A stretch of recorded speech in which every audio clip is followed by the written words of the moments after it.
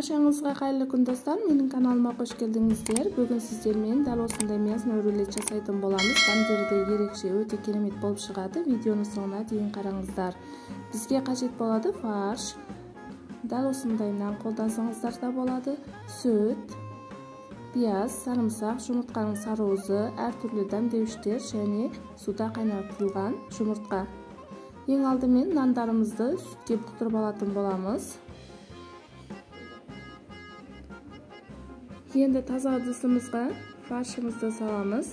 Жұмыртқаларымыздың сарыуызын, туз, қара бұрыш, зира және әртүрлі дәмдеуіштерді қолдана аласыздар. Өткіштен сарымсағымыз бен пиязымызды өткізіп аламыз.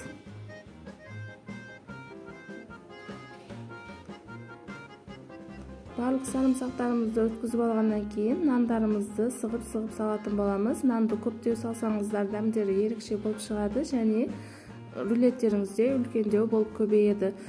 Достар, мен фаршымызды араластырудан алдын қолымды тазалап жуып алғанмын. Сөкпеңіздер. Мен перчаткамен жұмыс жасай алмаймын, сондықтан да қолыммен араластырамын. Ал біздің фарштарымыз дайын болды. Жақсылап езгілеп араластырып алдық. Енді фольгамызды жайып алатын боламыз. Бізге дәл осындай фольга қажет болады. Үстінен қойып, тағы қырқып алатын боламыз. Ал фольгаларымызды қырқып алдық. Фольгаларымыздың үстіне дайын қимамызды саламыз және жақсылап қолымызбен жайып аламыз. Фарштар қолыңызға жабысып жатса, қолыңызды сулап алсаңыздар болады.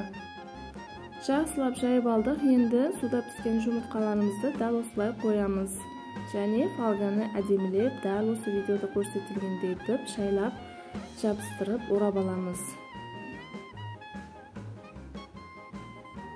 Енді қолымызбен бір тегістетіп, барлық жерін тегістеп, шеттерін де тегістеп аламыз. Рулеттерімізді әдемілеп тегістеп алдық. Енді фольганы дәл осындай етіп, жақсылап нығыздап ораймыз. Және шеттерін де жақсылап қысып қоюымыз қажет. Ал фольгаға жақсылап орап алдық. Енді үстінен мен тағы бір фольга қолдандым.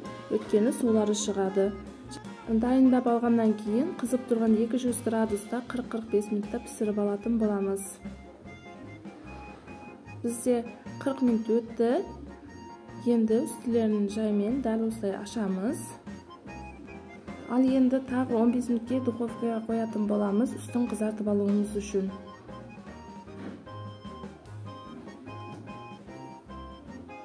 Он 15 минут өтті, біздің рулетіміз пісіп шықты, дәл осындай үсті қызарып, енді суытып аламыз. Бізде кешкі тамақтың уақыты болып қалғандықтан, мен суытуға қоя алған жоқпын, тез кесіп жібердім. Ал сіздер суытып кесетін болсаңыздар, кескен кезде өте ыңғайлы болады. Достар, жасалу жолы да өте қарапайым, тез дайын болатын рулет екен және өте дәмді болып шығады екен. Менің отбасы мүшелеріме барлығына ұнады. Енді алдағы уақытта тез пісіріп тұратын боламын. Сіздер де міндетті түрде пісіріп көріңіздер. Сіздерге видео ұнаса, менің каналыма жазылып лайк басып, комментарий жаза кетіңіздер.